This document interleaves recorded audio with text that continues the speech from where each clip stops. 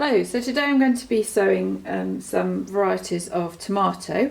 I'm going to sow these for outdoor use rather than growing in a greenhouse. I've chosen 4 different varieties. I've already sown 2 here, Lozano and Fandango, and I've got these 2 here, Gardener's Delight and Outdoor Girl. I've read the packets, I've looked into it. I know that these are good blight resistant varieties and therefore good for growing outdoors in the UK. So that's why I've chosen these. And the first thing to say is, because I'm growing 4 different varieties, I don't want dozens and dozens of plants. I'm only going to sow a small number from each packet. So this one here, this Gardener's Delight, says there's 50 seeds. I don't want 50 plants of Gardener's Delight. And likewise, I think Outdoor Girl says it's got 75 seeds in the packet. I do not want 75 plants. So I'm only going to sow a few, and as a result, I'm going to share the seed tray.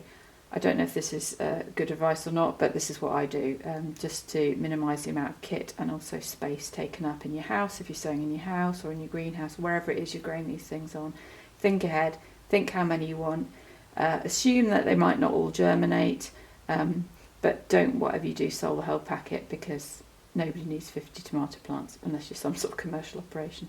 Okay, so I'm going to sow these in these thick black plastic seed trays. These ones are new this year, but I've got others in store, and I buy these because they are really strong, and these will last you for years and years and years, and they're much better to invest in than the sort of seed trays you get made out of this more crinkly plastic. These are cheap, you might be able to get 10 in a packet, but they are not going to last you very long. They split, as you can see here.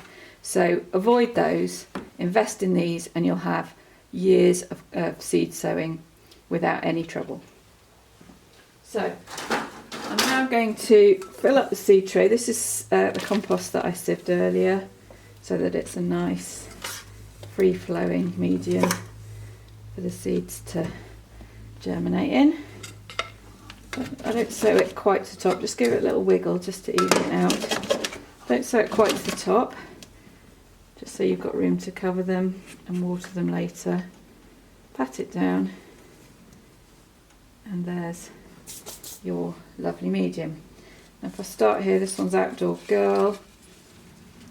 Within any packet you'll tend to find another smaller packet. It's very unusual, apart from big seeds, for them to be loose in a packet like this. You'll normally find a little sachet like this inside. So when you get that, tap it down, because the seeds might be anywhere and they might all spill out as you open it.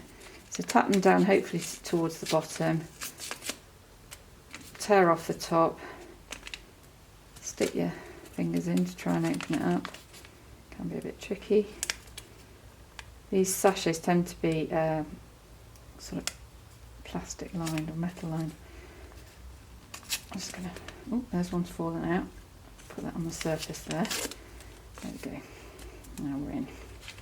So, as I say, I probably only want about 4 of each of these plants, 6 at the maximum.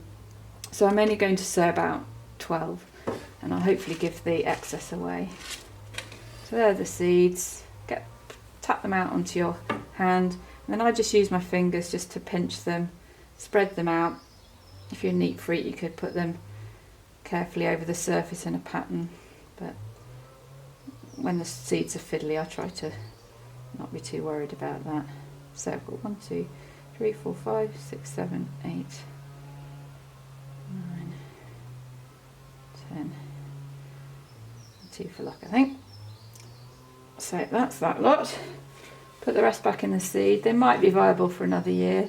Just check the use by date on it. As I say, that packet wasn't that expensive. I'd rather not sow them all at one go. The next one, Gardener's Delight. Again, slide that out of the packet. There's another sachet. Tap it down. Tear off the thing. Have a look inside. Lots of lovely seeds. Tap them out onto your hand, and then sowing them on this side of the seed tray. Again, about the same amount. Tomatoes do tend to germinate quite well, so you might not get them all germinating, but you will get more than you think, so don't go mad with the sowing. Okay, so I think that's probably enough. I can always come back and sow some more. Again, put the rest in the packet. I always fold them down, put it back in the packet for reference so you know what it was. Okay, so you can see the seeds there, just on the surface, nicely spread out. You don't want them too close together because if they germinate close together, the roots will be intertwined and you'll find it harder to prick them out at a later date. And then I've got this, my little sieve, and I just cover them over. I can't see them anymore. Somehow a stone got in there. And that's that. Now, you will forget what you've sown where. So it's really important to label them. So I just use a Sharpie and either plastic labels or these sort of lolly sticks. So I've got Outdoor Girl on that side, and I have got Gardener's Delight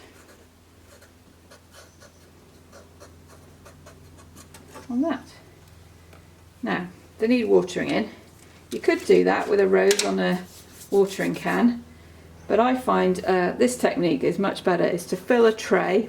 This is a garden tray, but I suppose you could use any sort of fairly deep dish if you haven't got any gardener's tray, and then fill that with water.